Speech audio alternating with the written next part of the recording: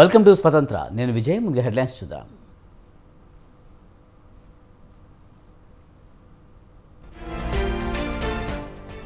ప్రశాంతంగా ముగిసిన ఖమ్మం, వరంగల్, నల్గొండ ఎమ్మెల్సీ ఎన్నికలు 68% పై నమోదైన పోలింగ్.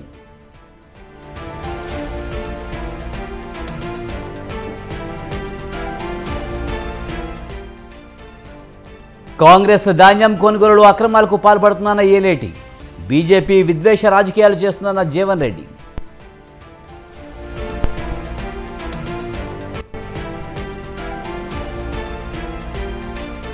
నాపై హత్యాయత్నం జరిగింది, చెవిరెడ్డి మహానటుడన్న పులవర్తి.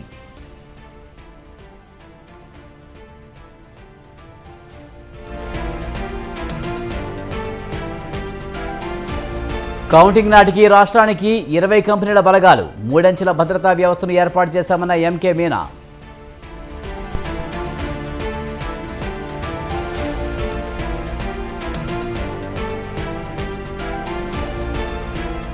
రాష్ట్ర అవతరణ దినోత్సవ వేడుకలపై సీఎస్ సమీక్ష, ఏర్పాట్లను పరిశీలించిన శాంతికుమారి.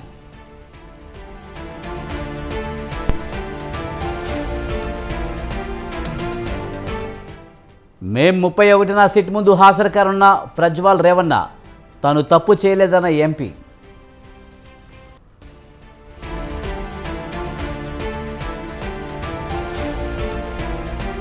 అధికారంలోకి రాగానే అగ్నిపథ్ స్కీమ్ను రద్దు చేస్తాం, జూన్ 4న సంకీర్ణ ప్రభుత్వం రాబోతుందన్న రాహుల్ గాంధీ.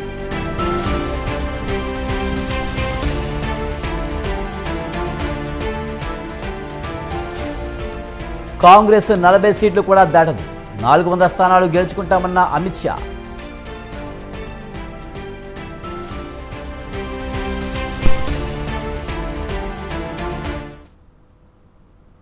వరంగల్, నల్గొండ, ఖమ్మం ఎమ్మెల్సీ ఉప ఎన్నికల పోలింగ్ ప్రశాంతంగా ముగిసింది. ఓటు హక్కు వినియోగించుకునేందుకు పట్టభద్రులంతా పోలింగ్ కేంద్రాల వద్ద ఉదయం నుంచే క్యూ కట్టారు.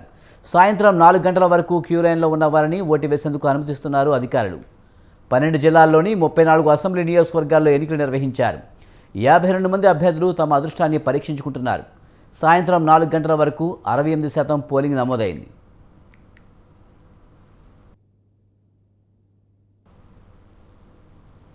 హనుమకొండలోని పెంగలి ప్రభుత్వ మహిళా కళాశాలలో బీఆర్ఎస్ ఎమ్మెల్సీ అభ్యర్థి ఏనుగుల రాకేష్ రెడ్డి ఓటు హక్కు వినియోగించుకున్నారు. యాదాద్రి భువనగిరి జిల్లా తుర్కపల్లిలో కాంగ్రెస్ ఎమ్మెల్సీ అభ్యర్థి తీన్మార్ మల్లన్న, ఆయన సతీమణి మమత ఓటు వినియోగించుకున్నారు. సూర్యాపేటలోని ప్రభుత్వ జూనియర్ కళాశాలలో ఎమ్మెల్యే జగదీష్ రెడ్డి, మఠంపల్లి మండల కేంద్రంలోని వివేకవర్ధిని ఉన్నత పాఠశాలలో బీజేపీ ఎంపీ అభ్యర్థి సానంపూడి సైదిరెడ్డి ఓటు హక్కు వినియోగించుకున్నారు. వరంగల్ కాశీబొగ్గలోని వివేకానంద కళాశాలలో శాసనమండలి డిప్యూటీ చైర్మన్ బండా ప్రకాష్, నల్గొండ డైట్ స్కూల్ జిల్లా కలెక్టర్ దాసరి హరిచందన, హనుమకొండ తేజస్వి స్కూల్ ఎమ్మెల్యే కడియం శ్రీహరి ఓటింగ్లో పాల్గొన్నారు.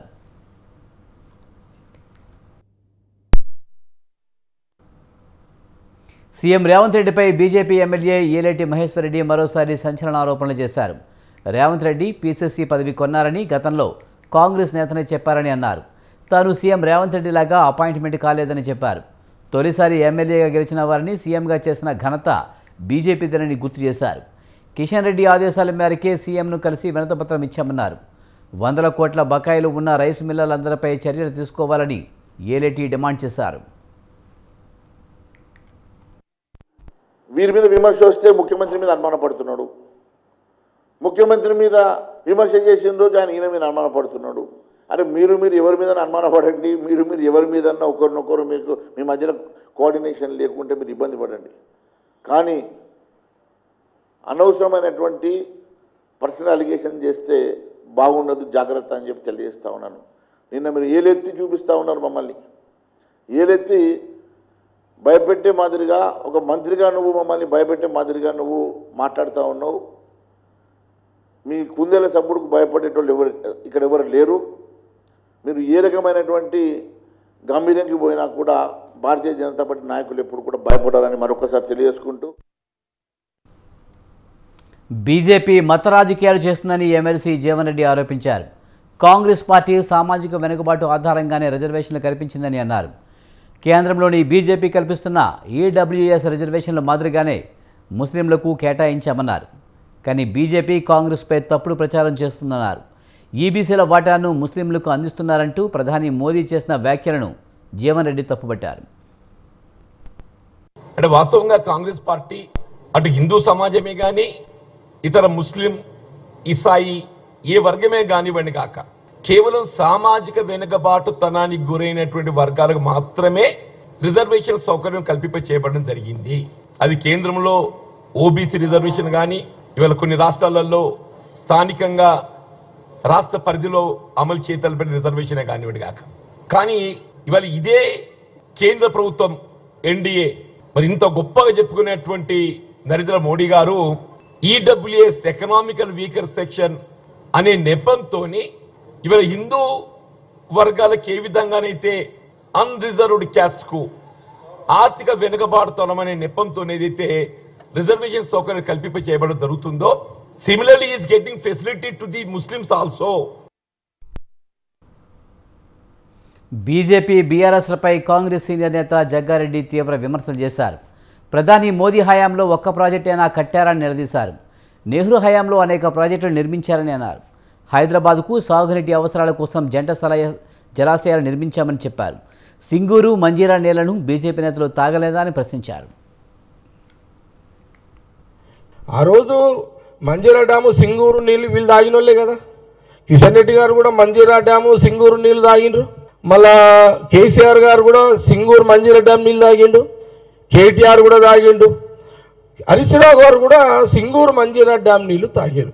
ఈ రెండు డ్యాములు ఎవరి పరిపాలన వచ్చినాయి?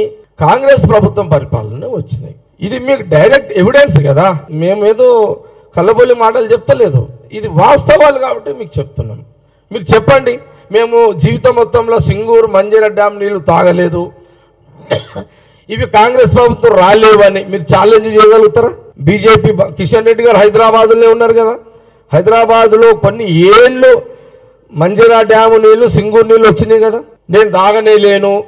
నేనేమంటున్నా అంటే మీ రాజకీయ ఉనికి కోసం మీరు ఏదైనా మాట్లాడుకోండి, అది వేరు, కానీ ఏం చెయ్యలేదు అనే మాట మీరు అనొద్దు అనేది కాంగ్రెస్ పార్టీ చెప్పదలుచుకుంది. ఆ రోజు ఆంధ్రప్రదేశ్ తెలంగాణ రాష్ట్ర విభజన జరిగి 10 ఏళ్లు కావస్తుంది. ఆంధ్రప్రదేశ్ పునర్వ్యవస్థీకరణ చట్టంలో చెప్పినట్లు 10 ఏళ్లకు మించకుండా ఉమ్మడి రాజధానిగా హైదరాబాద్ ఉండాలన్న గడువు జూన్ 2తో ముగియనుంది. జూన్ 2, 2024 నుంచి హైదరాబాద్ తెలంగాణకు మాత్రమే రాజధానిగా ఉంటుంది. 2014లో ఆంధ్రప్రదేశ్ రాష్ట్ర విభజన జరిగిన ఏపీ తెలంగాణ మధ్య ఆస్తుల పంపిణీ ఇంకా పూర్తి కాలేదు. విభజన సమయంలో ఇచ్చిన హామీలు సైతం ఇంకా పూర్తి కాలేదు. ఈ నేపథ్యంలో ఇరు రాష్ట్రాల మధ్య భిన్నమైన వాదనలు తెరపైకి వస్తున్నాయి.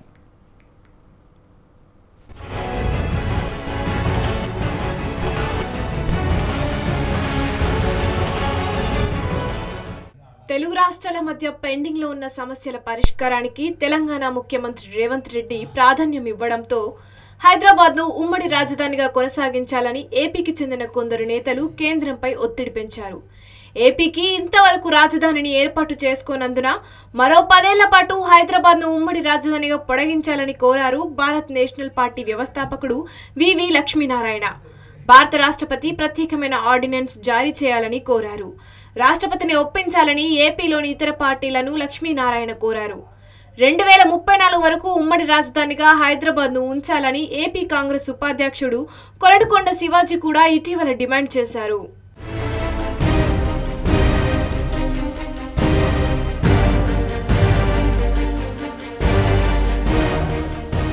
తాజాగా తెలంగాణ ముఖ్యమంత్రి రేవంత్ రెడ్డి ఆంధ్రప్రదేశ్కు కేటాయించిన భవనాల స్వాధీనంపై కీలక ఆదేశాలు జారీ చేశారు. ఉద్యోగులు, ఆస్తులు, అప్పుల విభజనపై నివేదిక ఇవ్వాలని సీఎం రేవంత్ అధికారులను ఆదేశించారు. 2 రాష్ట్రాల సయోధ్యతో ఉద్యోగుల బదిలీ సమస్యను పరిష్కరించాలన్నారు సీఎం రేవంత్. క్లిష్టమైన అంశాల రాష్ట్ర ప్రయోజనాలు కాపాడేలా కార్యాచరణ ఉండాలని స్పష్టం చేశారు. జూన్ తర్వాత ఏపీ ఆధీనంలోకి లేక్ వ్యూ గెస్ట్ హౌస్ వంటి భవనాలను స్వాధీనం చేసుకోవాలని సీఎం రేవంత్ రెడ్డి ఆదేశాలు జారీ చేశారు. సీఎం ఆదేశాల మేరకు పెండింగ్ అంశాలపై పరిష్కారానికి కార్యాచరణ తయారు చేసినట్లు తెలుస్తోంది.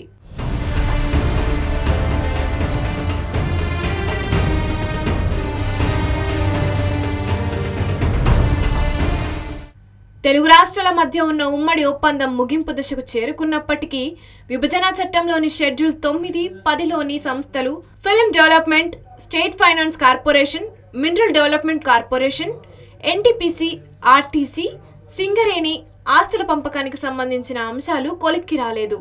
విభజన చట్టం నోడల్ ఏజెన్సీగా ఉన్న కేంద్ర హోం మంత్రిత్వ శాఖ ఏపీ, తెలంగాణ రాష్ట్రాల అధికారులతో చర్చించినప్పటికీ పూర్తి స్థాయిలో సమస్యలు పరిష్కారం కాలేదు. అయితే ఢిల్లీలో ఉన్న ఏపీ భవన్ భూమి పంపకంపై 2 రాష్ట్రాలు అంగీకారం తెలిపాయి.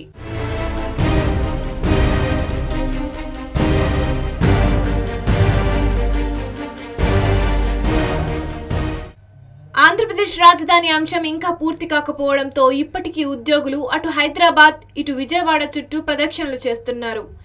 ఏపీ, తెలంగాణ మధ్య విద్యుత్ బకాయిలు, ఉద్యోగుల కేటాయింపు పెండింగ్లో ఉంది. మరోవైపు ఏపీకి చెందిన ఉద్యోగులు తెలంగాణలో 1200 మంది వరకు ఉన్నారు. ఏపీ నుంచి తెలంగాణకు వెళ్లాల్సిన ఉద్యోగులు 1600 మందికి పైగా ఉన్నారు. విద్యుత్ ఉద్యోగుల కేటాయింపుపై సుప్రీంకోర్టు కూడా తీర్పు ఇచ్చింది. కానీ పూర్తి స్థాయిలో అమలు కాలేదు.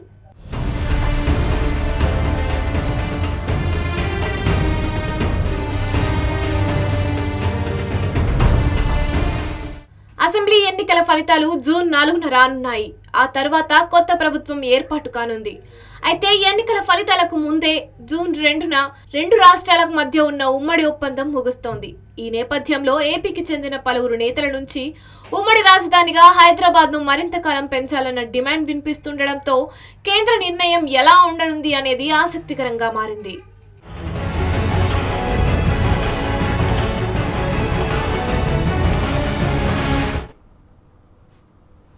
ఏపీలో జూన్ 1న పెన్షన్దారులకు ఇళ్ల వద్దే పెన్షన్ అందజేయాలన్నారు టీడీపీ సీనియర్ నేత దేవినేని ఉమ. గత 2 నెలలు పెన్షన్దారులను ఎన్నో ఇబ్బందులు పెట్టారన్నారు.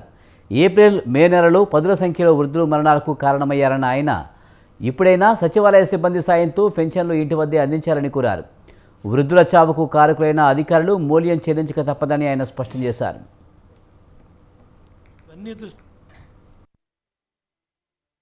స్టేట్మెంట్ రాలా. ఎవరైతే ఈ అధికార యంత్రాంగం ఉన్నారో వాళ్ళందరూ కూడా కలిసి ఏదైతే ఏప్రిల్ నెలలో సచివాలయాల దగ్గరికి రప్పించారు. మే నెలలో కూడా ఎండదెబ్బకి చాలామంది ఇబ్బంది పడ్డారు, బ్యాంకుల్లో ఇబ్బంది పడ్డారు, ఇవాళకు కూడా రాని వాళ్ళు ఉన్నారు. ఇవన్నీ దృష్టిలో పెట్టుకొని ప్రభుత్వం నుంచి ఇంతవరకు స్టేట్మెంట్ రాలేదు. జూన్ 1 తారీఖు వస్తూ ఉంది. మీ ఖజానాలో డబ్బులు ఉన్నాయో లేదో తెలీదు. మళ్ళీ 1వ తారీఖున సచివాలయ సిబ్బందికి డబ్బు ఇస్తారో లేదో తెలీదు. ఏ సిబ్బంది వెళ్తున్నారో తెలీదు. ఎందుకు దీని మీద స్పష్టంగా ప్రకటన ఇవ్వట్లేదో చెప్పే పరిస్థితిలో జవహర్ రెడ్డి లేడు. అందుకనే డిమాండ్ చేస్తూ ఉన్నాం, మీ సొంత పనులు పక్కన పెట్టండి. అక్కడ నోటీసులు ఇచ్చే ప్రక్రియలో బిజీగా ఉన్నారు మీరు. అవన్నీ పక్కన పెట్టి ఇమ్మీడియట్గా ఈ 24 లక్షల మంది పింఛన్దారుల తరపున మేము డిమాండ్ చేస్తున్నాం. ప్రతి ఇంటికి వెళ్ళి ఇవ్వాలి, పింఛన్దారుని ఇంటికి వెళ్ళి ఇవ్వాలి. ఉత్తరాంధ్రలో పెద్ద ఎత్తున భూదోపిడీ జరిగిన చర్యలు లేవని టీడీపీ నేత బోండా ఉమ అన్నారు. సీఎం జగన్ ఆయన బంధువుల అండతో సీఎస్ జవహర్ రెడ్డి భూకుంభకోణానికి పాల్పడ్డారని ఆరోపించారు.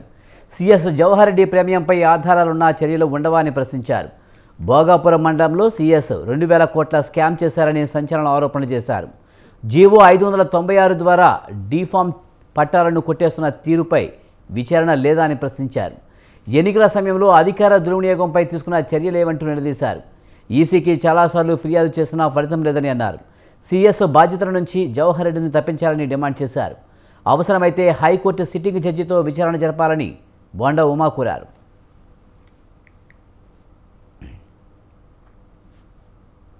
చంద్రగిరి టీడీపీ అభ్యర్థి పులవర్తి నాని సంచలన ఆరోపణలు చేశారు. తన హత్యకు కుట్ర చేశారని ఆయన ఆరోపించారు. వైసీపీ నేత చెవిరెడ్డి భాస్కర్ రెడ్డిపై విరుచుకుపడ్డారు. దేశంలో చెవిరెడ్డిని మించిన మహానటుడు లేరని సెటైర్లు వేశారు. సమ్మెడతో కొట్టడం వల్ల తన తల, భుజంపై గాయాలయ్యాయన్నారు. నామినేషన్ రోజు వైసీపీ నేతలే రాళ్లు వేశారని ఆరోపించారు. 2014 నుంచి చంద్రగిరిలో దొంగ ఓట్లతో రాజకీయాలు చేస్తున్నారని ఆరోపించారు. చెవిరెడ్డిలా తాను ఎర్రచందనం వ్యాపారం చేయలేదన్నారు. పైన దాడి జరిగింది. జరిగినాక ఆయన నడుచుకొని తిరిగాడు, తిరిగి ఇంటికి వెళ్ళాడు. ఇంటికి వెళ్ళి shirt As it pant is మార్చుకున్నాడు, మళ్ళా వీల్ చైర్ వచ్చింది, మళ్ళా హాస్పిటల్కి వెళ్ళాడు అని మన అపరిచితుడు చెప్పినాడు. తుమ్మలగుంట అపరిచితుడు. మా తుమ్మలగుంట అంటే తుమ్మలగుంట కూడా చంద్రగిరి కాన్స్టిట్యున్సీ కాబట్టి అన్నా తుమ్మలగుంట అపరిచితుడు చెప్పాడు. దాన్ని సాక్ష్యం చేశారు కదా. నన్ను చంపితే కింద పడ్డా, దేవుడు కాపాడినాడు. నేను దిగి పరిగెత్తుకుని ధైర్యంగా వాళ్ళ పైన పోరాడదానికి పోయినా. నేను భయంతో పరిగెత్తిపోతే నేను ఎదురు నడుచుకుంటూ పరిగెత్తుకుని పోవాలి. నేను ఎదురుగా వాళ్ళపైకే వచ్చా. చూశారు కదా దీన్ని. నామినేషన్ రోజు జరిగిన సంఘటనలన్నీ ఈరోజు మీకు చెప్తున్నా. 18వ తేదీ నా ఫ్యామిలీతో వెళ్ళి నేను నామినేషన్ వేసా. ఆ రోజే ఆర్టీఓ గారిని ఈఆర్ఓ గారిని అడిగారు నన్ను, సెకండ్ ఎప్పుడు వేస్తున్నారండి? 25వ తారీఖు వేస్తున్నాను సార్ అన్నా. ఆ రోజు ఈఆర్ఓ గారిని అన్నా, వాళ్ళు ప్రతిపక్షం వాళ్ళు ఎప్పుడు పోలింగ్ అనంతరం జరిగిన అల్లర్లు దాడులను దృష్టిలో ఉంచుకుని కౌంటింగ్ నాటికి రాష్ట్రానికి 20 కంపెనీల బలగాలను రప్పిస్తున్నట్లు ఏపీ ఎన్నికల ప్రధాన అధికారి ముఖేష్ కుమార్ మీనా తెలిపారు. కౌంటింగ్ రోజు ఆ తర్వాత కూడా ఎలాంటి ఘర్షణలు చోటు చేసుకోకుండా పటిష్ట భద్రత ఏర్పాటు చేశామన్నారు. నాగార్జున యూనివర్సిటీలో ఏర్పాటు చేసిన స్ట్రాంగ్ రూమ్లను ఆయన పరిశీలించారు. 3 అంచెల భద్రతా వ్యవస్థను ఏర్పాటు చేసినట్టు చెప్పారు. స్ట్రాంగ్ రూమ్ల వద్ద సీసీ కెమెరాలు ఏర్పాటు చేశామన్నారు. అభ్యర్థులు, ఏజెంట్లు భౌతికంగా 2 పర్యాయాలు స్ట్రాంగ్ రూమ్లను పరిశీలించే అవకాశం కల్పించినట్టు చెప్పారు. పల్నాడులో పరిస్థితులను అదుపులోనే ఉన్నాయని, కేవలం పోలింగ్ తర్వాత మాత్రమే అల్లర్లు జరిగాయని తెలిపారు. ఎలాంటి అవాంఛనీయ సంఘటనలు జరగకుండా ప్రశాంతంగా కౌంటింగ్ నిర్వహించేందుకు అన్ని ఏర్పాట్లు చేశామన్నారు.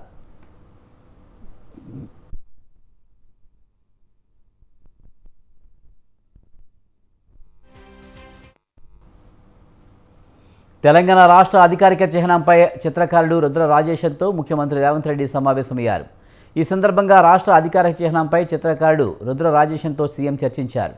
పలు నమూనాలను పరిశీలించిన సీఎం తుది నమూనాపై పలు సూచనలు చేశారు.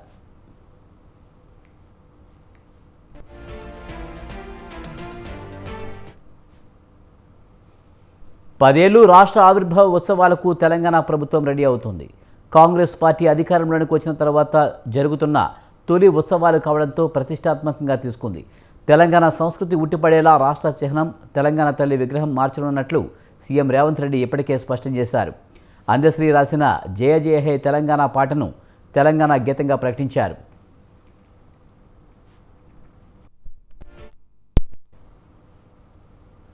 ఇదే వేదికపై రాష్ట్ర చిహ్నం తెలంగాణ తల్లి విగ్రహం నమూనాను కూడా రిలీజ్ చేయాలని భావిస్తున్నారు. అయితే రాష్ట్రంలో పార్లమెంటు, గ్రాడ్యుయేట్ ఎమ్మెల్సీ ఎన్నికల కోడ్ ఉంది. జూన్ 1వ తేదీన దేశవ్యాప్తంగా పార్లమెంటు ఎన్నికలకు పోలింగ్ ముగుస్తుంది. దీంతో జూన్ 2న రాష్ట్ర ఆవిర్భావ సభకు ఎన్నికల సంఘం అనుమతి కోరడంతో పాటు ఆ సభకు చీఫ్ గెస్ట్గా సోనియా గాంధీని పిలవాలని ఇటీవల కేబినెట్ భేటీలో తీర్మానించారు. ఈసీ గ్రీన్ సిగ్నల్ ఇస్తే జూన్ 2న రాష్ట్ర గీతంతో పాటు రాష్ట్ర చిహ్నం తెలంగాణ తల్లి విగ్రహ నమూనాలను ఆవిష్కరించే అవకాశం ఉందని అధికార వర్గాలు తెలిపాయి.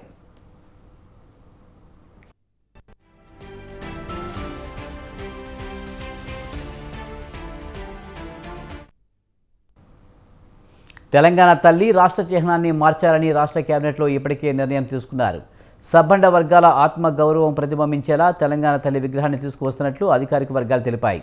పెత్తందార్లపై తిరుగుబాటు చేసిన చాకలి ఐలమ్మ, రజాకార్లపై తుపాకీ ఎక్కుపెట్టిన మల్లు స్వరాజ్యం వంటి వారి ఉద్యమ స్ఫూర్తి కనిపించేలా విగ్రహం రూపొందించినట్లు పేర్కొన్నారు. తెలంగాణ చిహ్నంలోనూ ఉద్యమ స్ఫూర్తి, అమరవీరుల త్యాగాలు ప్రతిబింబించేలా మార్పులు చేస్తున్నట్లు తెలిసింది.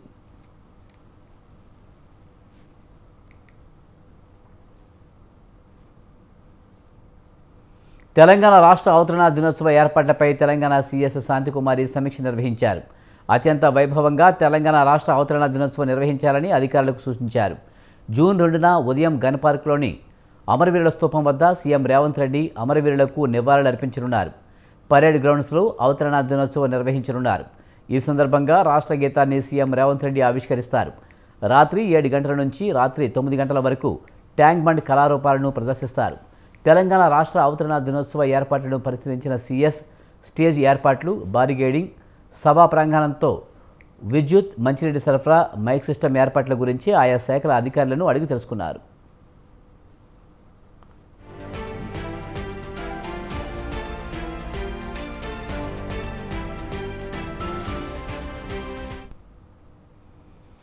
హైదరాబాద్ జలమండలి 2024 వర్షాకాల ప్రణాళికను సంస్థ ఎండీ సుదర్శన్ రెడ్డి ప్రకటించారు. వర్షాకాలం ప్రారంభం కానున్న నేపథ్యంలో డైరెక్టర్ల నుంచి క్షేత్రస్థాయి సిబ్బంది వరకు అందరూ అప్రమత్తంగా ఉండాలని సూచించారు. తాగునీటి సరఫరా, మురుగునీటి నిర్వహణపై దృష్టి సారించాలని జలమండలి అధికారులను ఎండీ ఆదేశించారు. జీహెచ్ఎంసీ పరిధిలోని డీప్ మ్యాన్ హోల్స్కి సేఫ్టీ గ్రిల్స్ బిగించాలన్నారు. జలమండలి అధికారులకు ఎండీ సుదర్శన్ రెడ్డి అనేక అంశాలపై సూచనలు చేశారు.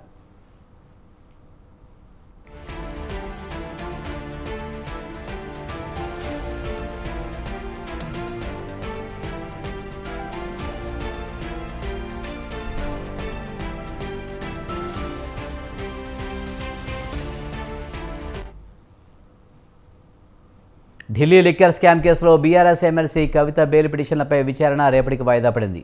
కవిత తరపున సీనియర్ లాయర్ విక్రమ్ చౌదరి వాదనలు వినిపించారు. కవిత అరెస్టులో దర్యాప్తు సంస్థలు చట్టాన్ని ఉల్లంఘించారని వాదనలు వినిపించారు. రేపు కౌంటర్ వాదనలు వినిపిస్తామని ఈడీ అధికారులు చెప్పారు. దీంతో విచారణ రేపు మధ్యాహ్నానికి వాయిదా పడింది. అలాగే సిబిఐ కూడా రేపు వాదనలు వినిపించే అవకాశం ఉంది.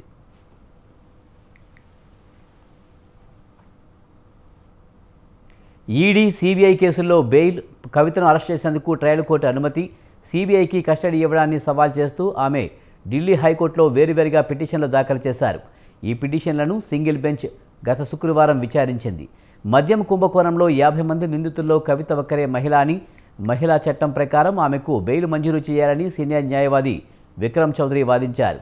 కవిత బెయిల్ పిటిషన్లపై ఈడీ కౌంటర్ దాఖలు చేయగా సిబిఐ సమయం కోరింది.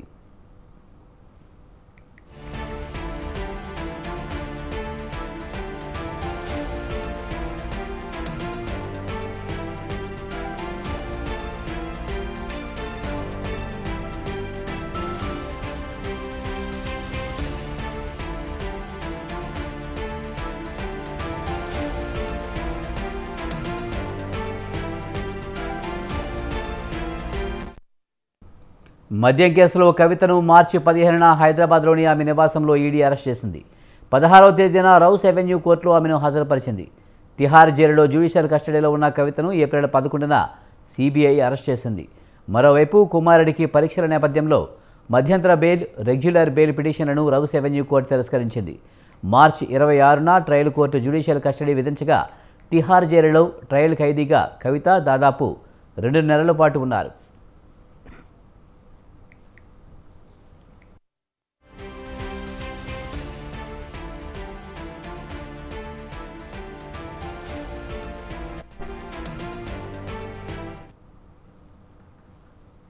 పాల్వాయి గేటు పోలింగ్ కేంద్రంలో ఈవీఎం, వీవీప్యాట్ల ధ్వంసం వ్యవహారంలో మధ్యంతర ముందస్తు బెయిల్ కోరుతూ కోర్టును ఆశ్రయించారు పిన్నెల్లి.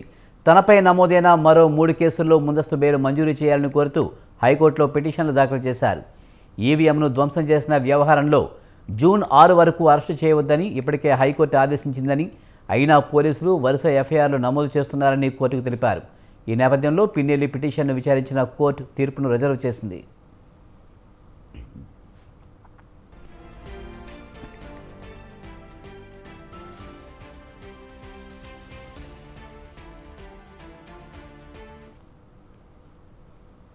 సెక్స్ టేపుల కేసు నేపథ్యంలో దేశం విడిచి పారిపోయిన Karnataka JDS MP Prajwal Revanna SIT ముందు హాజరు కానున్నారు.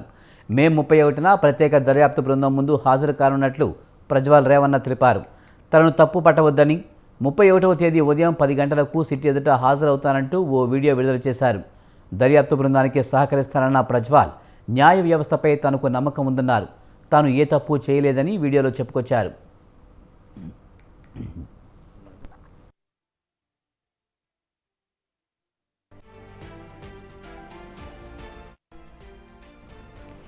జేడీఎస్ అధినేత, మాజీ ప్రధాని హెచ్డి దేవెగౌడ మనవడైన ప్రజ్వల్ రేవన్న మహిళలపై లైంగిక వేధింపులకు పాల్పడినట్లు ఆరోపణలు ఎదుర్కొంటున్నారు.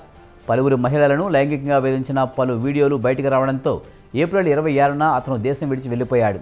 కాగా ఈ ఆరోపణలను రేవన్న రాజకీయ కుట్రని పేర్కొన్నారు. తాను డిప్రెషన్లో ఉన్నానని తన ఆచూకీ చెప్పనందుకు పార్టీ కార్యకర్తలకు ప్రజ్వల్ రేవన్న క్షమాపణలు చెప్పారు.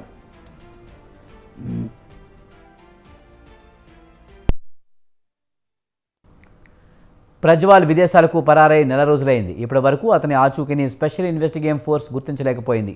4 సార్లు నోటీసులు, 1 arrest warrant, blue corner, red corner నోటీసులు జారీ అయ్యాయి. దౌత్య పాస్పోర్ట్ రద్దు చేసేందుకు కేంద్ర విదేశాంగ శాఖ చర్యలు చేపట్టింది.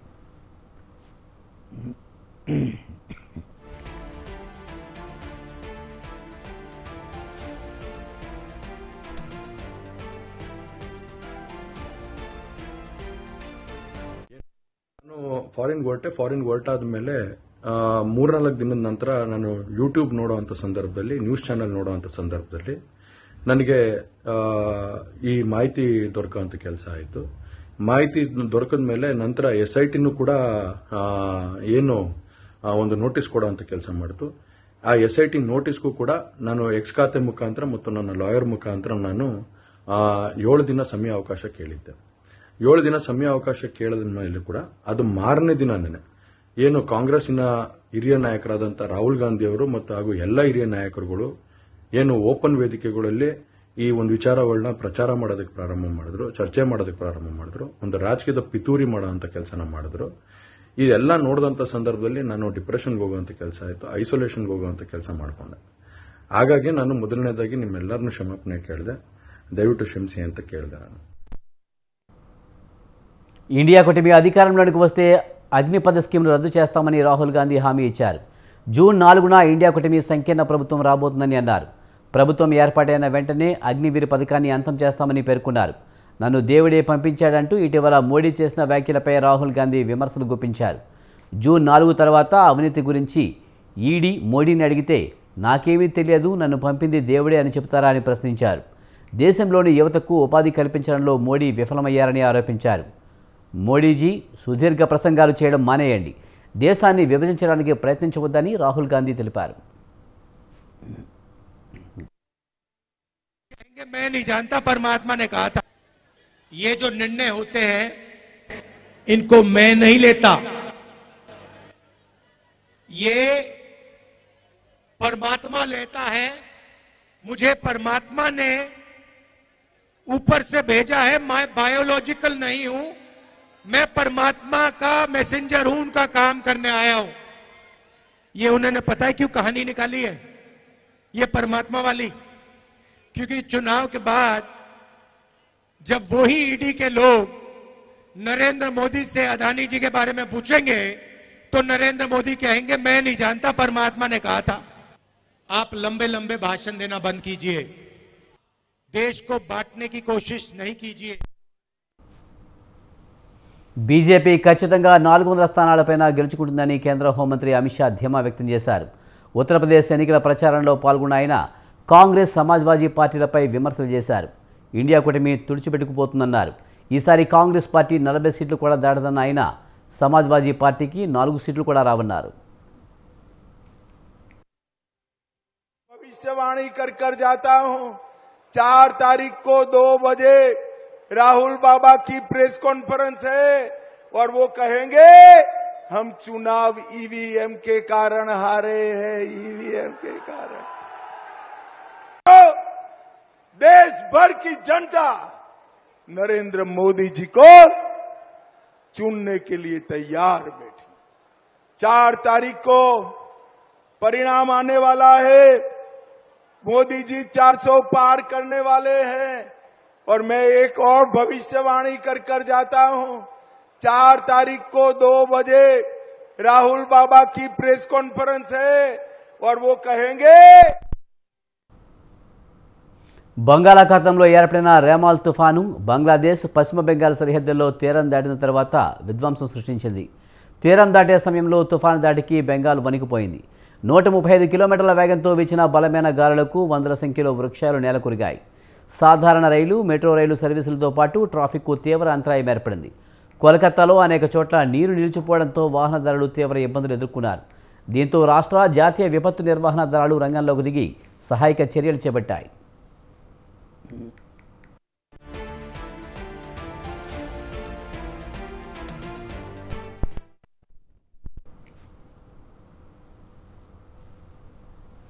ఇవి ఈ బులెటిన్ విశేషాలు. చూస్తూనే ఉండండి స్వతంత్ర.